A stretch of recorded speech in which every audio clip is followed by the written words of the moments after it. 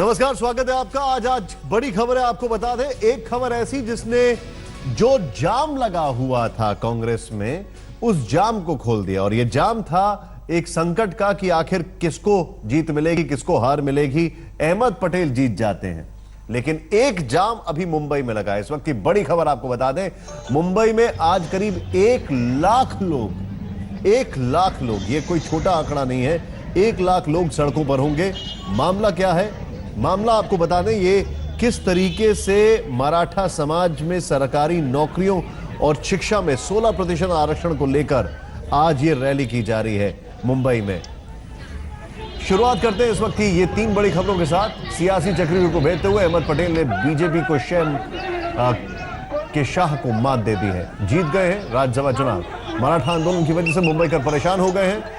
Chandigarh police ने वर्णिका मामले में आरोपी विकास बराला को समन दिया है। सबसे पहले बात करते हैं जो जीता वही सिकंदर।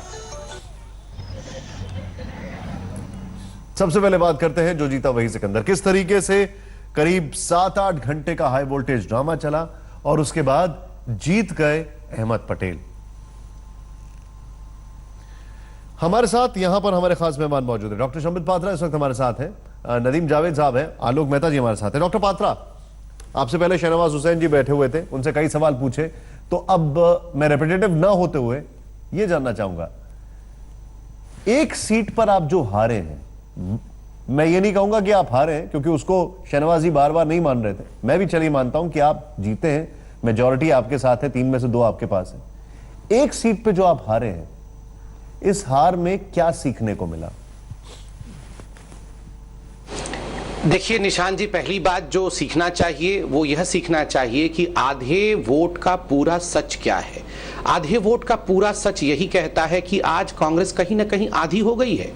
आप वर्चस्व की लड़ाई को देखिए 4 बार से यही अहमद पटेल साहब राज्यसभा से निर्विरोध चुन के आते थे और शहंशाह की तरह चुन के आते थे। इसी गुजरात के विधानसभा से 4 बार से वो राज्यसभा में चुन के आते थे, ये 5वीं बार है, और वो भी निर्विरोध, किसी प्रकार का विरोध नहीं होता था, बहुत सहज ढंग से आते थे।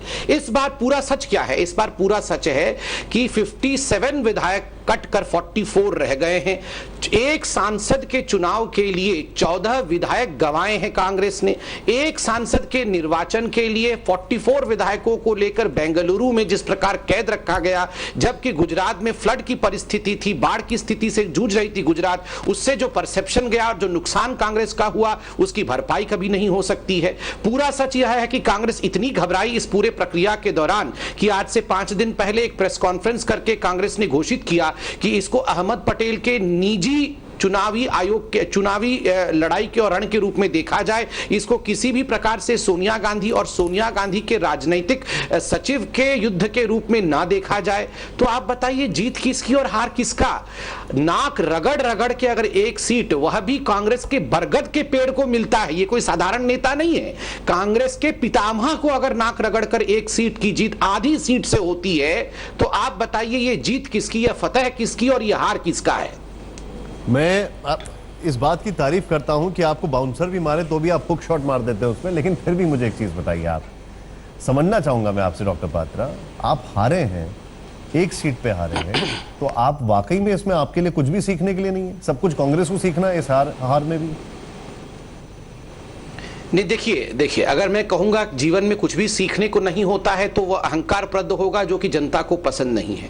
देखिए, भारतीय जनता पार्टी का प्रत्येक कार्यकर्ता दीनदयाल उपाध्याय के अंत्योदय से लेकर अब तक हमेशा मानता है कि निरंतर सीखते रहना चाहिए। मगर मैं इस आध्यात्मिक पहलू से निकलकर राजनीतिक पहलू पर आता हूं। देखिए, राजनीतिक पहलू पर भारतीय जनता पार्टी क्या सीखे क्या नहीं सीखे यह अलग विषय है। आप दिल पे हाथ रख के बताइए, क्या कांग्रेस को नहीं सीखना चाहिए?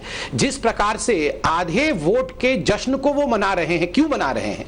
57 सीट्स तो इनकी थी, बहुत सहजता से इनको जीत भी देना चाहिए था 45 वोट्स के साथ, और उसके बाद 10 से अधिक वोट इनके पास बच के रहना देना चाहिए था। बाकी हमारे सीट जो 2 सीट हैं उनके ऊपर इंफ्लुएंस ये डाल सकते थे, मगर हुआ क्या आप देखिए, उसके विपरीत यह हुआ कि कांग्रेस के सबसे दिग्गज नेता किस प्रकार से, वही अहमद पटेल जो कभी निर्विरोध छाती ठोक के जीतते थे, आज कांग्रेस की हाल गुजरात में किस प्रकार की है हम सबके सामने है। और सबसे बड़ी बात मैं बताता हूं, यह आधा वोट का जीत भी नहीं होता अगर खुद उनके 2 विधायक जिन्होंने उन्हीं के पार्टी के नेता के खिलाफ वोट दिया है, अगर तकनीकी ग्राउंड पे वो खारिज नहीं होता। पार्टी इस पर कोर्ट जा रही है, मगर सबसे बड़ा विषय है कि 2 विधायकों ने अपने वोट को पार्टी के खिलाफ डाला, वो खारिज हुआ, तब ये आधे वोट से जीत हुई है, वरना 1.5 वोट से भारतीय जनता पार्टी जीत रही थी। एक समय के लिए देखिए, परसेप्शन के बैटल में तकनीक का स्थान नहीं होता, टेक्निकलिटी का स्थान नहीं होता।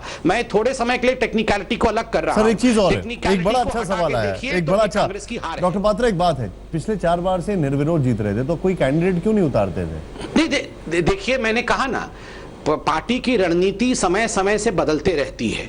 आज अगर पार्टी की रणनीति बदली है और उससे कांग्रेस को मुंह की खानी पड़ी है, देखिए मैं कांग्रेस के इस जीत को ससम्मान, इसको अहंकार प्रदत्त मत लीजिएगा, मैं ससम्मान कहता हूं। अगर मैं तकनीकी विषयों को अलग से रखूं तो मैं इसको हार के रूप में ही देखता हूं। अहमद पटेल जैसे दिग्गज नेता को अगर इस प्रकार से जीतना पड़ता है तो सोचिए कांग्रेस के साधारण नेताओं का हाल आज क्या होगा। आज कांग्रेस के जो साधारण नेता हैं वो कहीं भी अपने आप को खड़े नहीं पाते होंगे। और ये कोई डायरेक्ट चुनाव नहीं है, इनडायरेक्ट चुनाव में अपने ही नेताओं से शिकस्त पाते हुए अहमद पटेल नजर आते हैं। जो 2 सर ठीक है, मैं रोकूंगा आपको यहां पर, एक मिनट रोकूंगा। संजय झा हमारे साथ कांग्रेस से जुड़ चुके हैं, आपका क्या है इस पर कहना, काउंटर आपका क्या है?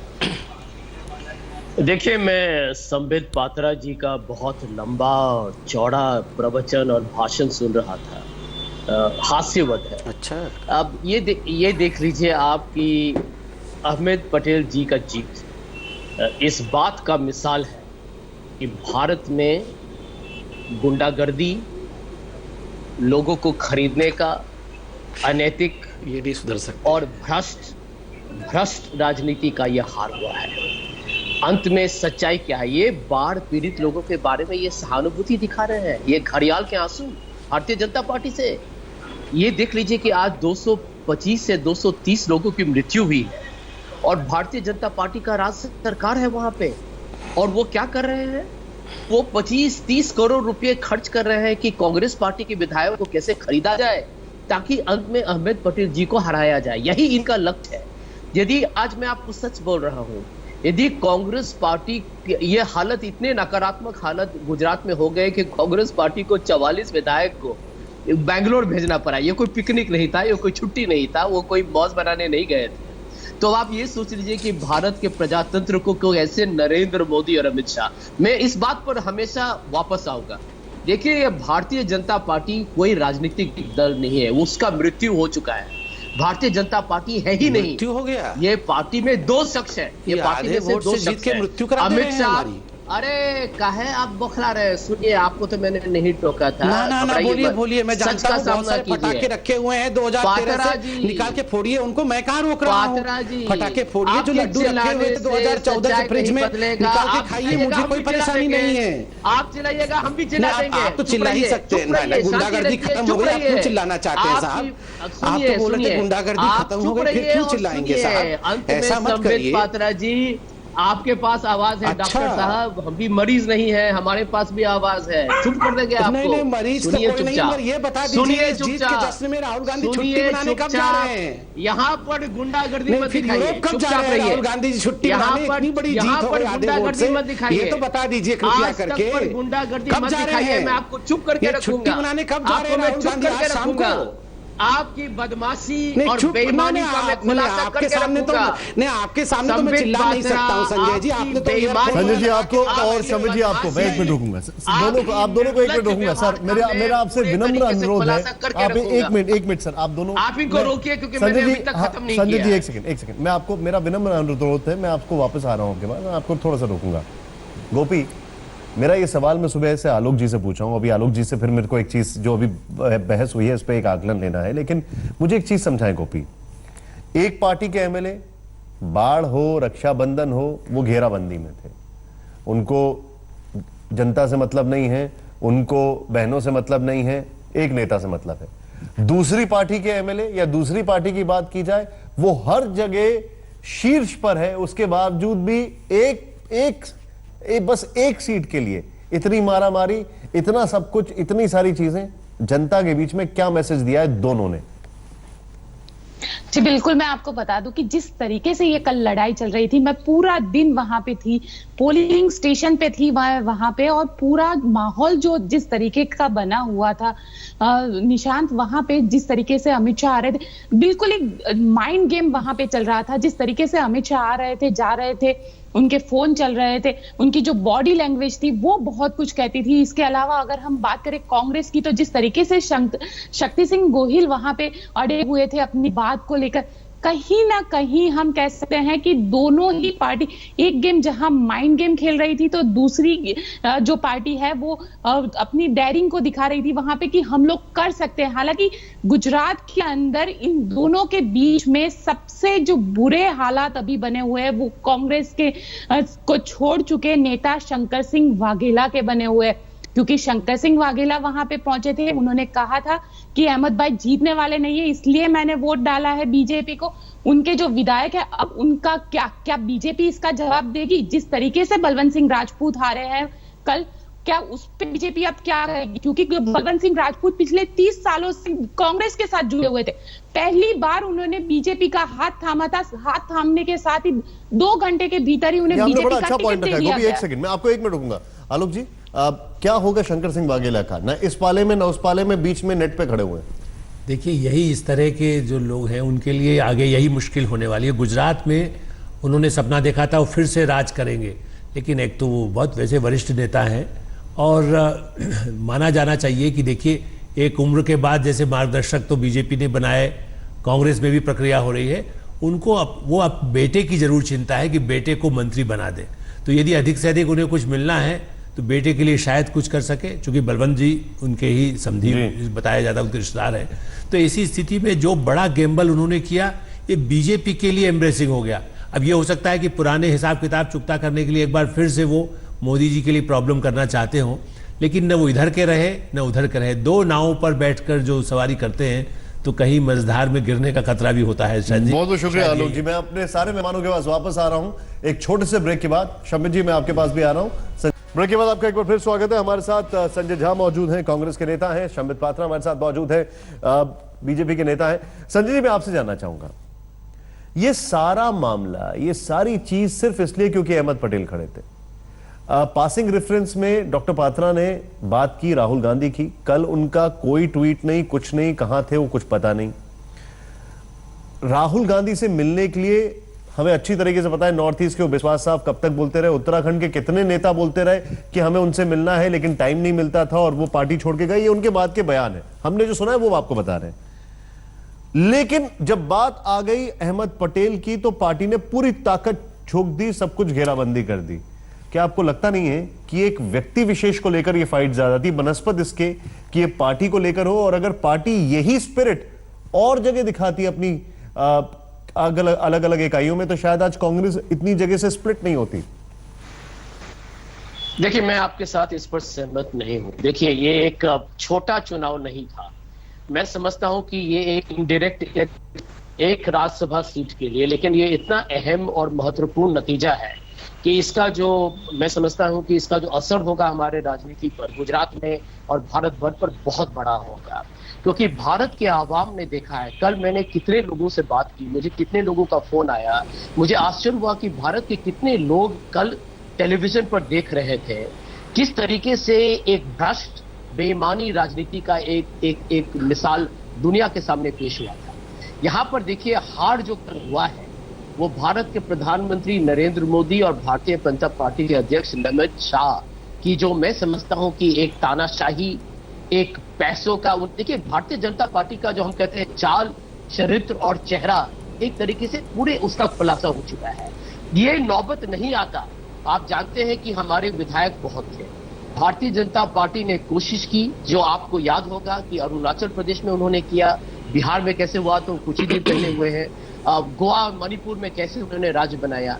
देखिए, उनका ये पूरे एक तरीके से एक उनका राजनीतिक षड्यंत्र और साजिश क्या है कि आप गैर कानूनी संविधान के विरुद्ध प्रजातंत्र का गला घोटने, जो भी वो चाहे वो करना चाहते हैं, सत्ता के भूख ने उनको पागल कर दिया है। संबित पात्रे का बयान पढ़िए आप, अब जो अभी कुछ देर पहले बोल रहे थे, अहंकार और घमंड में डूबा हुआ है। तो हम समझते हैं कि अमित पटेल जी का जीत जो है वो एक व्यक्ति विशेष नहीं है, वो एक राजनीतिक दौर को बदलेगा।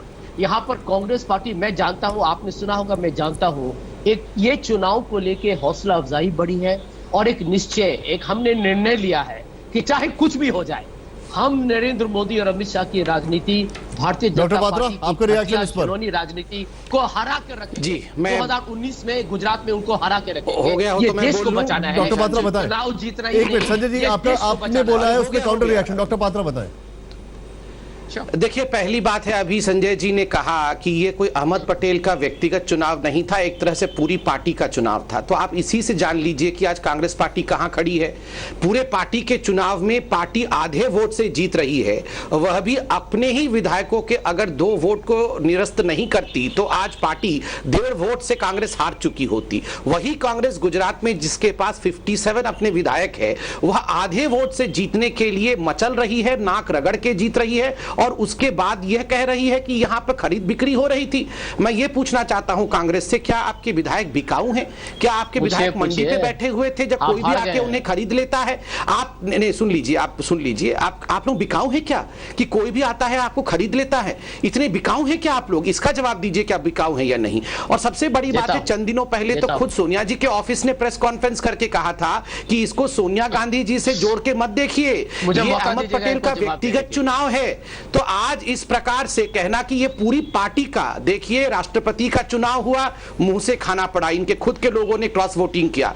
उपराष्ट्रपति का चुनाव हुआ, 20 से अधिक वोट क्रॉस वोटिंग हुए। आज गुजरात में राज्यसभा के चुनाव हुए, उसमें भी क्रॉस वोटिंग हुआ। यह अलग बात है कि तकनीकी ग्राउंड से इन्हीं की क्रॉस वोटिंग के कारण ये आज आधे वोट से जीत के आए हैं। तो हर जगह कांग्रेस के लोग क्रॉस वोटिंग कर रहे हैं। क्यों कर रहे हैं? आज यहां फटाके फोड़ने के बजाय संजय झा जी को और कांग्रेस पार्टी को चिंतन करना चाहिए कि आखिर ऐसी क्या परिस्थिति है कि इनके मैं रोकूंगा सर, आपको मुझे ब्रेक लेना है, मैं आपको रोकूंगा यहाँ पर, मैं आपको रोकूंगा यहाँ पर, मुझे ब्रेक लेना जरूरी है सर। मैं ब्रेक ले रहा हूं अभी, लेकिन एक बड़ा सवाल है यहाँ पर, फिर एक दूसरे के ऊपर आरोप प्रत्यारोप मढ़े जा रहे हैं। जनता के बारे में कोई सोच रहा है या नहीं सोच रहा है? उसके बीच में क्या मैसेज जा रहा है, ये तलाशने वाली बात होगी। और जनता के बीच में जो मैसेज गया है उसका नतीजा गुजरात चुनावों में साफ दिखेगा। वक्त एक ब्रेक।